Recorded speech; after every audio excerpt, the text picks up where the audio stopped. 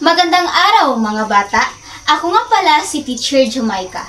Bago tayo magsimula sa ating talakayan ngayong umaga, inaaniyahan ko ang lahat na magsitayo para sa ating panalangin.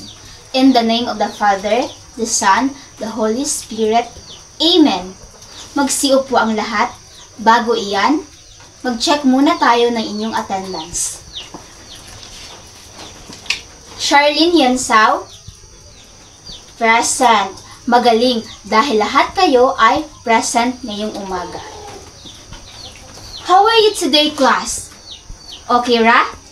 That's good to hear. What is the day today, class? It's December 1, 2025. It's Monday. Very good. What is the weather today, class? It's rainy day. Ito ang ating alituntunin sa ating silid-aralan. Pakinggan si teacher kapag nagsasalita. Gumamit ng po at opo. Magtaas ng kamay bago magsalita. At maging mabait sa kaklase. Bago tayo magsimula sa ating talakayan ngayong umaga, let's do an energizer first. Okay, class. Tindog sa ang tanan, please. Kabalo ba mo adtong kanta nga balay ko sa langit? Okay, let's start. Balay ko sa langit, nagasidlak-sidlak. Balay ko sa langit, nagasidlak-sidlak. Luyo sa panganod. Okay, set down na, class. Sino dito ang nakakaalala sa ating tinalakay kahapon? John Rick? It's about pagmamahal sa bayan. Yes, very good. Are you excited to learn something today, class? Okay, iba-iba man ang inyong edad at grado. May grade 1, grade 2, at grade 3. Pero alam ko na lahat kayo ay may kanya-kanya kayong kakayahan para makapagmalasakit sa iba. Para sa grade 1, ang ating tatalakayin ngayong umaga ay tungkol sa kabayanihan ng kapwa-bata. At para naman sa grade 2 ay tungkol sa pangangalaga sa kapaligiran bilang katuwang ang kapwa-bata. At para naman sa grade 3 ay sariling kakayahan para sa kapwa. Pero bago yan, ito ang ating objective sa grade 1, grade 2, and grade 3. Para maintindihan talaga ninyo ang ating tatalakayin ngayong umaga ay magpakita ako og picture sa inyo ha. Are you excited, class? Okay. For grade 1. Grade 1. Unsa ni siya nga picture? Unsa ang gipakita sa picture? Ang bata kay nagpakita nga iyahang gitabangan ang iyahang classmate sa pagkuha og lapis. Magaling. Para sa grade 2. Grade 2, unsa kaya ni nga picture? Unsa ang gipakita sa picture? Ang gipakita sa picture kay naay mga bata nga nagtabang og limpyo sa atong palibot. Magaling. At para naman sa grade 3. Grade 3, unsa kaya ang gipakita ani nga picture? Ang gipakita ani nga picture is naay bata nga nagtabang sa tigulang. Magaling.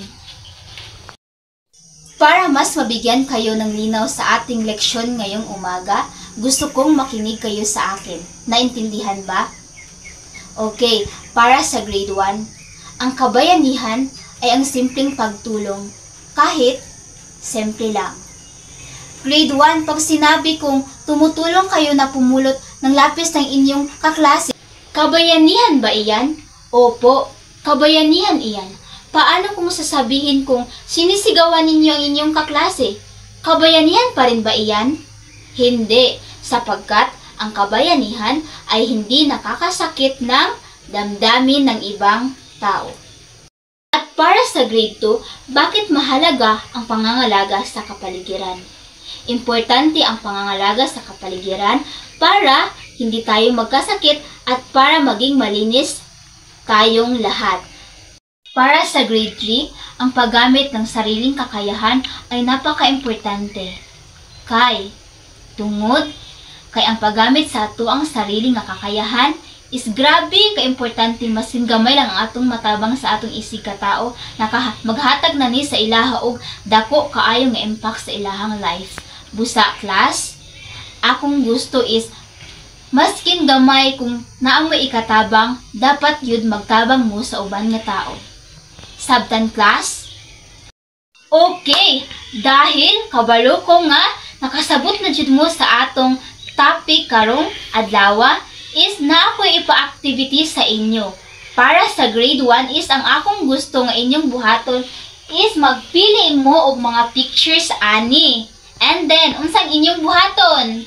Ang inyong buhaton is inyong i-explain kung nganong nagpapakita ni siya og kabayanihan sa uban nga tao. Grade 1, understand ba? Okay, magaling! Para sa grade 2, ang akong gusto nga inyong buhaton is inyo ning i-sort ang mga pictures ani nga mga box nga naay nakasulat nga tamang gawain and maling gawain. Ang inyo lang buhaton is inyo ning ipangsulod ang mga pictures nga naa diri ining ipangsulod sa tamang gawain and then sa maling gawain. Grade 2, nakasabot ba mo sa inyong buhaton? Okay, napakagaling! Sa grade 3, ang inyong buhaton is magsulat mo kung unsa ang inyong mga sariling kakayahan nga makatabang sa ubang tao. Grade 3, nakasabot ba? Okay, magaling. Okay, class. Grade 1, grade 2, and grade 3. Tapos niyo na ba ang inyong mga gawain? Magaling. Dahil dyan, bibigyan ko kayo ng magaling clap. 1, 2, 3. 1, 2, 3. Magaling, magaling, magaling. Okay, class. Tungod kay nakita na nako nga kabalo na jud mo. Ang akong gusto is, gusto ko nga mag-group mo.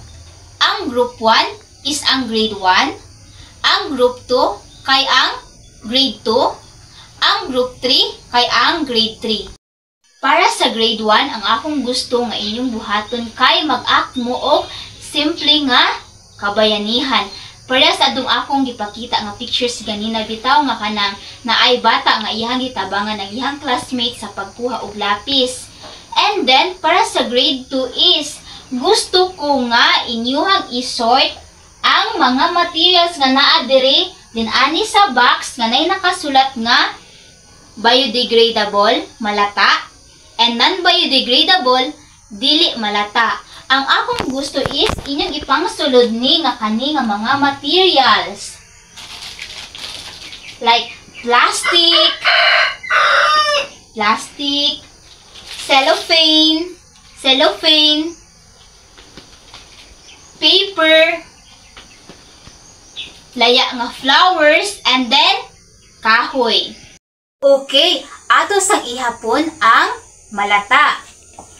1, 2, 3. Sunod is, ato pong ihapon ang dili malata. 1, 2, 2 kadili malata. Sige daw be, atong ihapon tanan. 1, 2, 3, 4, and 5. Naay 5 ka materials nga dili malata og malata. Para sa grade 3, ang akong gusto is mag-roleplay mo about sa paggamit sa inyong sariling kakayahan nga makapagmalasakit sa ibang tao. Group 3, nakasabot ba mo? Okay, very good. Are you all excited to present your activity, class? Okay, mag-start ta sa grade 1. Wow, grade 1! Very good! Dahil dyan, bibigyan ko kayo ng ang galing mo applause. 1, 2, 3. 1, 2, 3. Ang galing nyo. At para naman sa grade 2, present your activity. Wow, napakagaling! Dahil dyan, bibigyan ko kayo ng wow, clap. 1, 2, 3. 1, 2, 3. Wow! Wow! Wow! At para naman sa grade 3. Grade 3, Asa naman ang grade 3? Grade 3, i-present na ninyo ang inyong role play. Wow! Very good! Dahil dyan, bibigyan ko kayo ng very good clap. 1, 2, 3. 1, 2, 3. Very good, very good, very good. Magsiupo na ang lahat. At grade 1, nais kong ipaalala sa inyo na ang kabayanihan ay ang simpleng pagtulong kahit simple lamang. At para sa grade 2, nais ko din ipaalala sa inyo na ang pangangalaga sa kapaligiran ay napaka-importante sapagkat nakakatulong ito sa atin. Para sa grade 3, gusto kong tandaan ninyo na ang paggamit ng sariling kakayahan para makatulong sa iba ay napaka-importante din. Kahit simple lang, kahit ano ang maitutulong mo sa ibang tao, makapagbibigay na ito ng malaking impact sa kanilang buhay. Grade 1, Grade 2, and Grade 3. Gusto kong tandaan ninyo na ang pagiging mapagmalasakit sa ibang tao ay nakakatulong sa ating lahat. Para sa inyong additional activities na gagawin ninyo sa inyong bahay at ipapasa niyo bukas, para sa Grade 1, ang gusto kong gawin ninyo ay lagyan niyo ng check kung ang larawan ay nagpapakita ng pagtulong sa mga gawain ng pamilya at X naman kung hindi. At para sa Grade 2, ang gusto kong gawin ninyo ay lagyan ng check ang mga gawaing nangangalaga sa kapaligiran at X naman kung hindi. Understand Grade 2? Okay. At para sa Grade 3 is inyuhang ipasa ugma kay mag-draw mo o kanang inyuhang paggamit sa inyuhang abilities nga makatabang sa uban nga tao. And then, inyong buhaton is inyo siyang i-explain kung anong makatabang na sa uban nga tao. Grade 3, understand ba? Grade 1, Grade 2, and Grade 3. Inyo habang na-understand ang inyuhang ipasa ugma. Okay, magaling. Diyan nagtatapos ang ating talakayan ngayong umaga. Kaya't inaanyayahan ko ang lahat na magsitayo para sa ating closing prayer. In the name of the Father, the Son, the Holy Spirit. Amen. Goodbye, class. See you tomorrow. Goodbye.